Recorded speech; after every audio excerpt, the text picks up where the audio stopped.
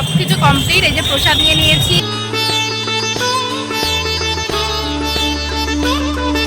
লঙ্কার chop ready হয়ে গেছে।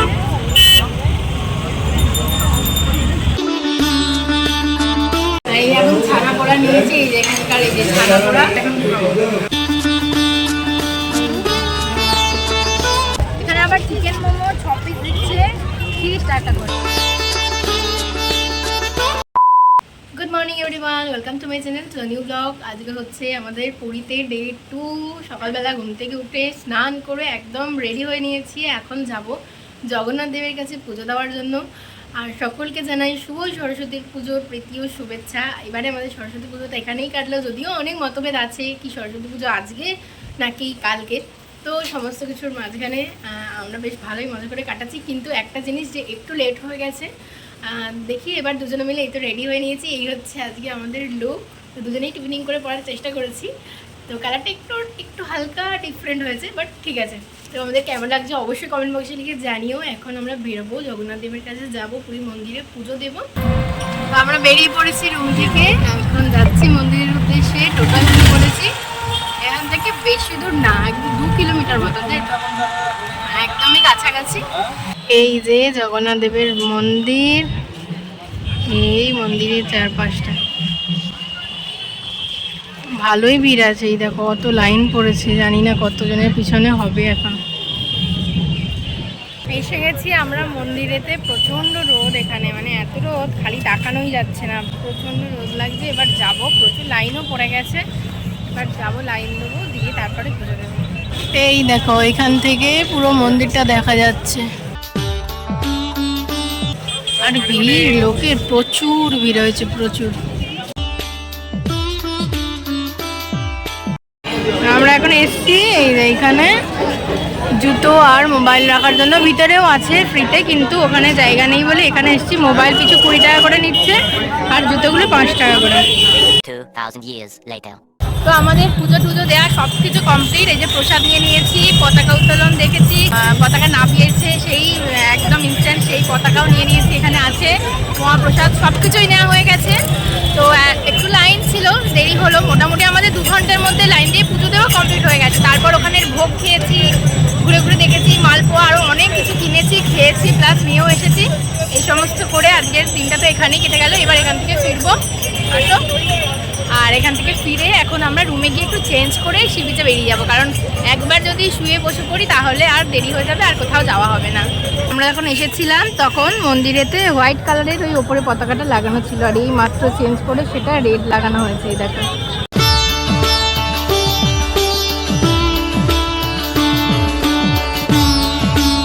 এখনো এখানে কত মানুষ, দেখো পুরো মানুষে একবারে ভর্তি, প্রচুর লাইন, প্রচুর ভিড়, প্রচুর ভিড়। এখনো ওই যে ওইদিকে কত লাইন। আমরা ওখান থেকে এখন চলে এসেছি এখানের মার্কেটে একটু শপিং করার জন্য, বাড়ির জন্য কিছু শপিং করব আর ওই খাজা কিনবো। এখানে তো ওই কাকাতুয়া দোকানটাই ফেমাস, ওই আদি কাকাতুয়া যেটা আছে সেখান থেকেই কিনবো। এখন তাই যাচ্ছি। না, 2টো কাকাতুয়া আছে, দেখে কিনতে হবে। ওই কাকাতুয়ারটা, আদি কাকাতুয়া যেটা, তাদের খাজাটাই বেশি ভালো। তো এখন সেখানেই যাচ্ছি, ওইগুলো কিনবো। কিনে নিয়ে রুমে গিয়ে ফ্রেশ হবো, কারণ খাজা অত বইতে পারবো না, তাই জন্য এটা নিয়ে তারপরে রুমে যাব। এই যে এই কাকাতুয়া মিষ্টান্ন ভান্ডার, এই যে এখানে আছে একটা কাকাতুয়া।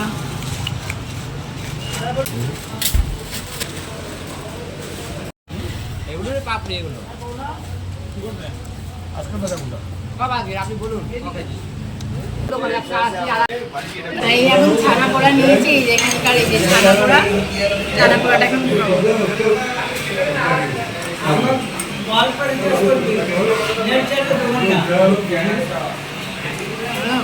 কালকের থেকেও ভালো। দোকানটা কাকাতুয়া, এটা আদি কাকাতুয়া লেখা আছে, এটাই কিন্তু মেন দোকান। আমাদের কেনা কমপ্লিট, 1 ব্যাগ পুরো, 2 ব্যাগ পুরো ভর্তি করে কিনেছি। এসে ফ্রেশ হয়ে আবার রেডি হয়ে নিয়ে এখন বেরিয়ে যাচ্ছি সি বিচের উদ্দেশ্যে। টুকিটাকি কিছু শপিং করব, ওখানে একটু বসবো সি বিচে, টাইম কাটাবো, তারপরে আমরা খাওয়া দাওয়া করে ফিরে চলে আসবো। এই যে এই সিমলা মির্চগুলো দেখতে পেয়ে এখন বললো পকোড়া খাবে, তাই এখানে বানানো হচ্ছে গরম গরম পকোড়া।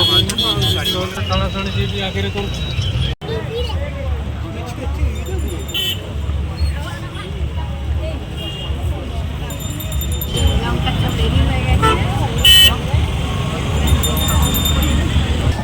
এই যে মোমো নিয়ে নিয়েছি, এখানে আবার চিকেন মোমো 6 পিস দিচ্ছে 30 টাকা করে, মানে ভালোই দিচ্ছে, এবার কেমন টেস্ট হবে জানি না।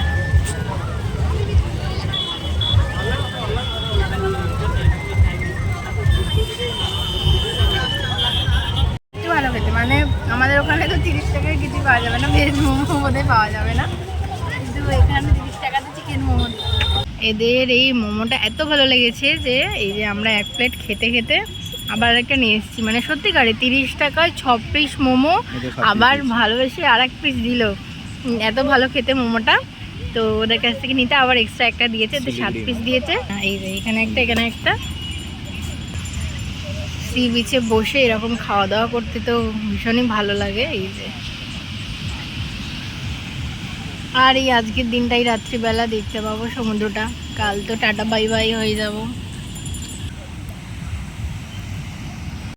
সমুদ্রের ধারে বসে মানে আমাদের খাওয়া দাওয়ার একদম লেগেই রয়েছে। লঙ্কার চপ খেলাম, 2 প্লেট মোমো খেলাম, আবার এখন খাচ্ছি চা, মানে পুরো ফুল অ্যাসিডিটি একদম হয়ে যাবে। ঠিক আছে, কোনো ব্যাপার না, ঘুরতে এসেছি, এগুলো তো করতেই হবে। কি পুরো অন্ধকারের দিকটা, এরপর আবার ডিনার করব। আমরা এসে গেছি এখন ডিনার করার জন্য, বসে আছি, অর্ডার দিয়ে দিয়েছি, ডিনারটা আসার অপেক্ষা করছি, আসলেই খাবো। আমাদের এখন যেহেতু স্ট্রিট ফুড খেয়ে পেট ভর্তি, তাই অল্প খাবারই নিয়েছি। এখানে নিয়েছি শেজওয়ান চিকেন আর ফ্রাইড রাইস। চাইনিজ তো অলওয়েজ আমার ফেভারিট, তাই চাইনিজ নিয়েছি। এখন কটা বাজে বলো তো? এখন বাজে 11:30, আর আমরা এখন ডিনার করে ফিরছি হোটেলে। তো পুরো ফাঁকা বিচ, এই যে এদিকে পুরো ফাঁকা, রাস্তাঘাটও খুব একটা ভিড় নেই, কিন্তু বেশ ভালো লাগছে এই বিচ বরাবর হাঁটতে না। পুরীর এই জিনিসটা সত্যি খুবই ভালো লাগে, যেখান দিয়ে এরকম হেঁটে যেতে। তো এখন রুমে যাব, গিয়ে ব্যাগ প্যাক করতে হবে। কাল সকালবেলা আমরা আবার বেরোবো সাইট সিনের উদ্দেশ্যে, আর ওখান থেকে ফিরেই আমরা চলে যাব হচ্ছে বাড়ি, কারণ কাল রাত্রিবেলার 11টা, ওই 11:30 নাগাদ আমাদের আছে ট্রেন। তো ওখান থেকে ঘুরে টুরে একদমই রেস্ট পাবো না, বাট আর কিছু করার নেই। তো রুমে ফিরে গেছি, বেশ কিছু কথা তোমাদের সাথে শেয়ার করার জন্য আমি এখন ভিডিওটা অন করলাম। প্লিজ আমার ব্যাকগ্রাউন্ডটাকে তোমরা ইগনোর করো। আজকের দিনটা ভীষণই ভালো কাটালাম। সকালবেলা আমরা বেরিয়েছিলাম প্রায় 10টা 10:30 নাগাদ, কারণ আমাদের একটু আজকে ঘুম থেকে উঠতে দেরি হয়ে গেছিলো। হোটেল থেকে বেরোতেই সামনে টোটো পেয়ে গেছিলাম। স্বর্গদ্বারটা তো 1-1.5 কিলোমিটার মতন হবে আমাদের হোটেল থেকে। তো এখান থেকে একদমই সি বিচটা সামনে ছিল, আর মন্দিরটাও খুব একটা দূরে ছিল না। এখানকার রেট অনুযায়ী হচ্ছে গিয়ে 150 টাকা ভাড়া, টোটো বা অটো যেটাই হোক না কেন, মন্দিরে গেলে সেখানে 150 টাকা ভাড়া। তবে তুমি বার্গেনিং যদি করো তোমরা, তাহলে কিন্তু সেখানে একটু কম হতে পারে।